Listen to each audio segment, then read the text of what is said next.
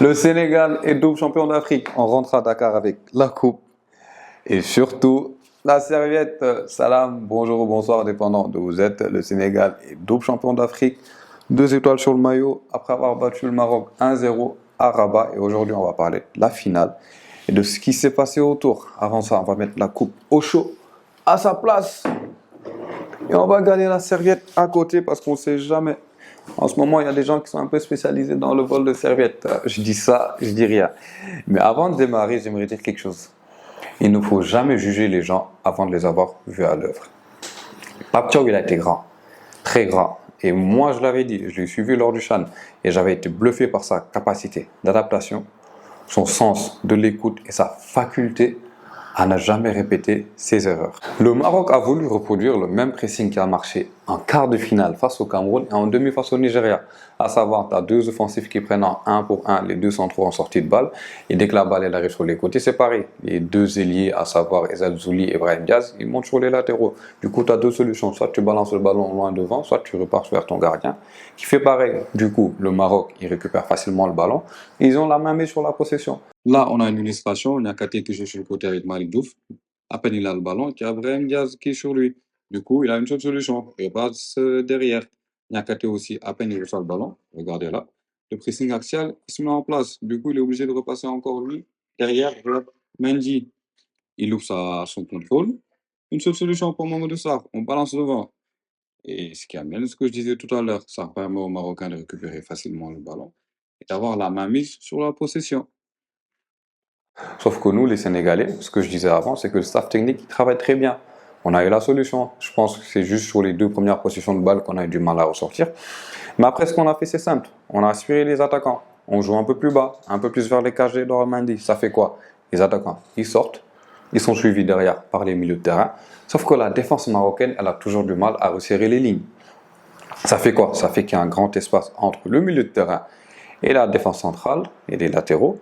Les attaquants sénégalais, qu'est-ce qu'ils font? C'est simple, tu demandes le ballon dans cet espace-là et tu es touché par les intervalles. Du coup, on arrive à sortir facilement le ballon. Là, on a encore une illustration, on conserve la balle derrière, et on attend qu'une seule chose, c'est que les Marocains ils activent le pressing. On fasse semblant de reculer, hop, là c'est activé, on recule, et voilà, il y a cet espace entre la défense centrale et le milieu de terrain, et nos attaquants ils vont profiter de cet espace pour être touchés par les défenseurs. Et comme ça, on a des sorties de balles faciles. Et on a su aussi anesthésier les points forts des Marocains. Les points forts des Marocains lors de cette CAN, c'est les côtés. Brahim Diaz, Ezal Zouli, Hakimi, Mazraoui. Mais on ne les a pas vus du match. Je crois Hakimi, on l'a vu une seule fois du match. C'est quand il essaie de voler la serviette d'Edouard Mendy. Brahim Diaz, pareil, on l'a vu 2 fois du match. Quand il râle pour avoir son penalty et quand il loupe sa panenka. C'est tout. Sinon, on ne les a pas vus du match. On les a anesthésiés. Comment? Marquage à 2. Brahim Diaz dès qu'il arrive sur le côté. Malik Diouf, Pape Gueye. De l'autre côté, Ezal Zouli dès qu'il arrive. Gana Gueye. Et Antoine Mendy. Et quand parfois derrière le latéral il venait pour dédoubler, c'est simple. Tu as l'attaquant qui vient derrière, ce qui faisait qu'on était toujours en surnombre sur les côtés. Et c'est comme ça qu'on a dominé toute la première mi-temps. En seconde période, le Maroc, ils ont repris le dessus. Regragui, il a compris ce que Pape Thiaw voulait proposer en première période. Du coup, il a fait un petit ajustement. Ce qu'il a fait, c'est simple. Il a demandé à ses milieux de terrain de se projeter vers les côtés.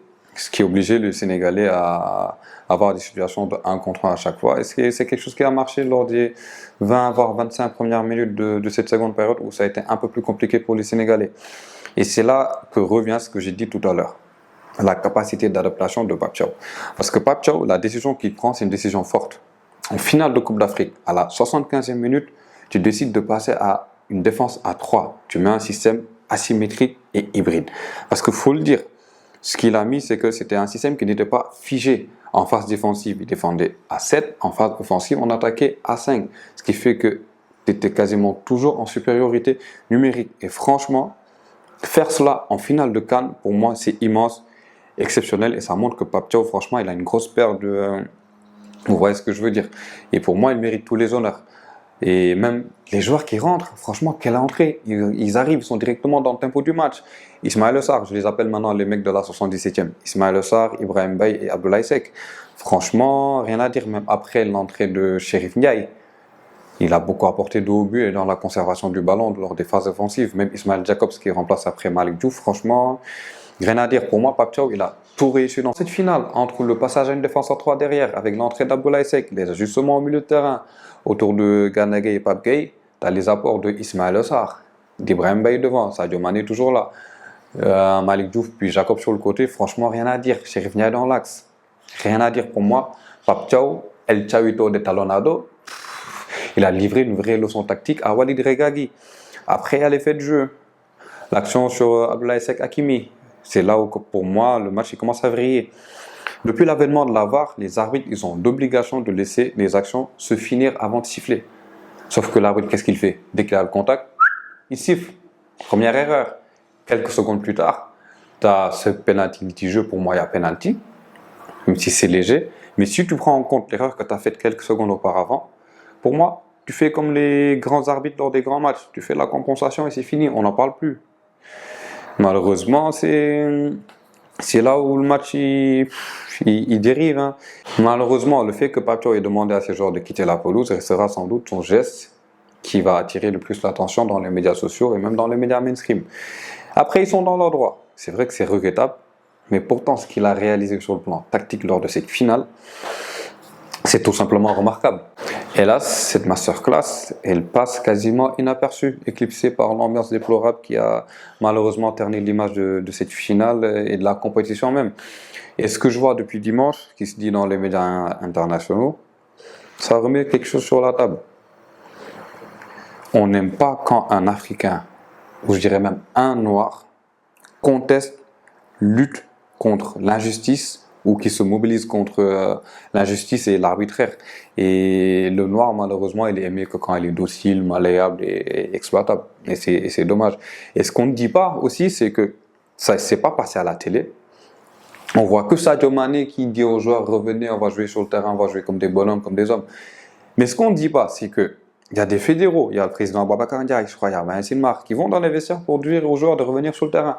Mais qu'est-ce qu'ils répondent? Je crois, il y a même Chérif Ndiaye qui l'a dit en interview chez Cher Footstyle. Les joueurs, ils ont dit, on retourne sur le terrain que si Pape Thiaw nous le demande. Et c'est à ce moment-là, c'est Pape Thiaw qui va dans les vestiaires, qui dit aux joueurs, revenez. C'est là qu'il sort, il passe devant Sadio Mané, il lui fait la tape dans l'épaule. Il lui dit, j'ai dit aux joueurs de revenir. Et c'est à partir de là que Sadio fait ce geste. Mais à la base, c'est Pape Thiaw qui demande aux joueurs de revenir sur le terrain. Malheureusement, les gens ne le disent pas. Après, heureusement, tu as des grands joueurs internationaux comme des Yaya Touré, des Ben Arfa, des Samuel Eto'o et d'autres acteurs du sport international qui sont sortis pour apporter leur soutien à Pape Thiaw. Après, malheureusement, dans le même temps, tu as des nègres de maison. Ici au Sénégal, dans une télévision que je ne citerai pas, des vieux qui sont dépassés par le football depuis plusieurs années, qui descendent leurs compatriotes. Qu'est-ce que vous voulez que je vous dise? C'est le genre de personnes qui, à l'époque de la colonisation, vont aller dans le village, ils vont dire aux gars, c'est pas grave, acceptez, après ça va bien se passer, c'est comme ça, faut pas trop parler. C'est dommage. Après le match, pour moi, il est important aussi de remettre le contexte d'avant-match. Première chose, l'absence manifeste de sécurité quand les joueurs ils sont arrivés à Rabat.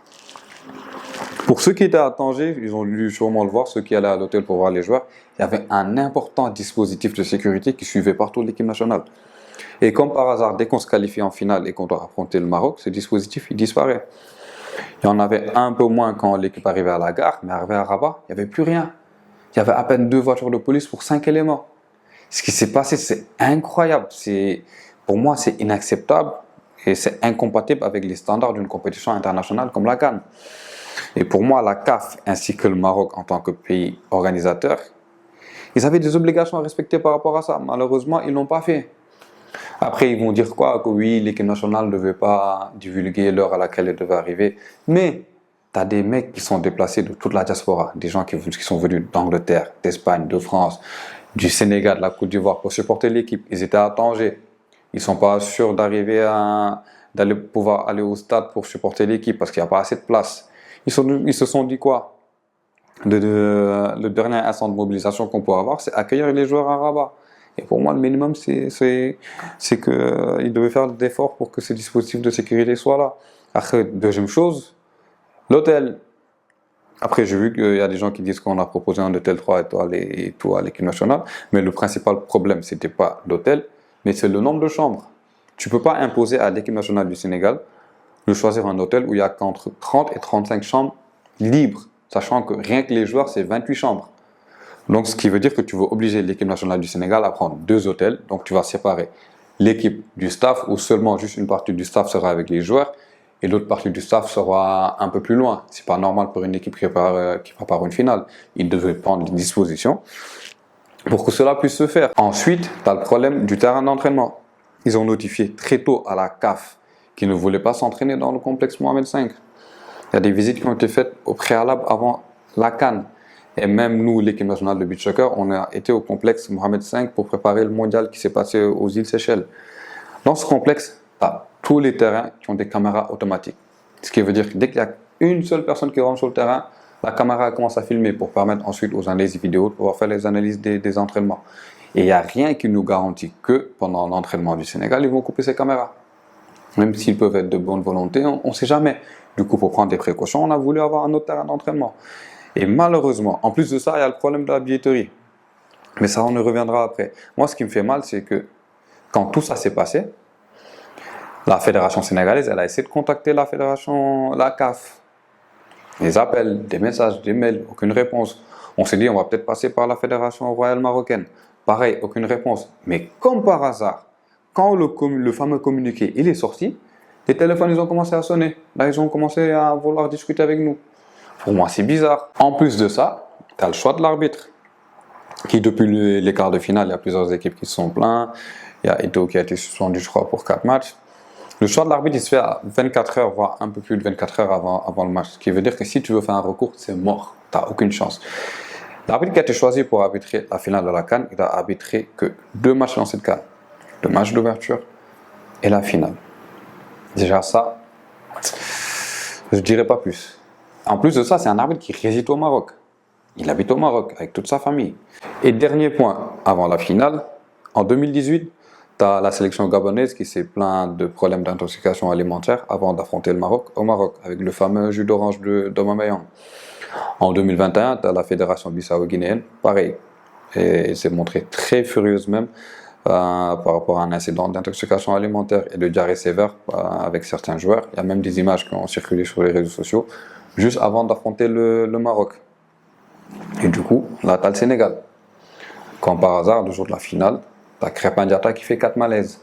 Tu as Ousseynou Niang qui fait un malaise à l'échauffement. Tu as Pape Matar Sarr qui fait un malaise à la mi-temps. Tu as même certains membres du staff, notamment Lamine Diatta, qui a fait un malaise, mais avant la finale. Pour moi, à tout ça, tu rajoutes les polémiques d'arbitrage qu'il y a eu avant la finale. C'est tout à fait normal. Même si je ne le cautionne pas, c'est tout à fait normal qu'il y ait eu certaines réactions lors de la finale. Donc pour moi, c'était important de ramener le contexte de cette finale. Parce que je vois certaines choses sur les réseaux sociaux, pour moi c'est lunaire. J'en dirai pas plus. Mais bon, on va revenir sur la finale. Pour moi, dans cette finale, il n'y a que des tops. De Edouard Mendy à Nicolas Jackson devant, que des tops. Edouard Mendy, c'est sa 6e finale. Est-ce que vous savez que Edouard Mendy, il n'a jamais encaissé de but en finale? Il a fait finale de Ligue des Champions 2021, pas de but encaissé. CAN 2022, pas de but encaissé. Je crois en 2022 aussi, il fait EFL Cup et FA Cup, pas de but encaissé. Il va en Arabie Saoudite, finale de la Ligue des Champions asiatique, 0 but encaissé. Le dimanche dernier, finale de la CAN, 0 but encaissé. Rien à dire, il a été incroyable. Après, tu as la paire de la défense centrale, Mamadou Sarr, Moussa Niakhaté. Impériaux, rien à dire. Sur les côtés, Malick Diouf, toujours pareil. Il a muselé Brahim Diaz. De l'autre côté, Antoine Mendy, pour moi, chapeau. Chapeau. Tu n'as fait aucun match dans cette CAN. Tu n'as disputé aucun match en un mois. Tu arrives 30 minutes avant la finale, on te dit que c'est toi qui dois jouer titulaire. Tu gères ton match, tranquille. Au milieu de terrain, l'Empire du milieu, Gana Gueye, Pape Gueye, accompagné de Lamine Camara. Rien à dire, ils ont maîtrisé le milieu de terrain. Sadio Mané, toujours égal à lui-même. Sur le but, c'est lui qui récupère la balle. Après, tu as Iliman Ndiaye qui a été un peu en dessous de ça, mais quand même, il a géré son match. Nicolas Jackson, pour moi, il fait sa meilleure prestation de la CAN. Très grand match devant. Après, malheureusement, cette finale de la CAN 2025 entre le Maroc et le Sénégal, elle ne s'est pas jouée que sur le terrain. Il y a eu tous ces problèmes en tribune, les enjeux logistiques, les problèmes organisationnels au niveau de l'éthique. Mais malgré tout, ce que j'ai aimé, c'est que les joueurs, ils ont été imperturbables. La sérénité qu'ils ont montrée du début de la CAN à la fin de la CAN. À côté de ça, tu as le coach Pape Thiaw qui, tactiquement, franchement, il s'est affirmé comme un entraîneur de classe mondiale. Pour moi, tout ça, ce n'est que de bon augure pour la Coupe du Monde qui arrive. En espérant que, Inch'Allah, ça va bien se passer. Qui sait, peut-être qu'on aura de très bonnes surprises. En tout cas, le Sénégal, 2 étoiles sur le maillot, double champion d'Afrique, la coupe de nouveau à Dakar, avec la serviette. Et espérons que d'ici quelques mois, le mondial il va bien se passer.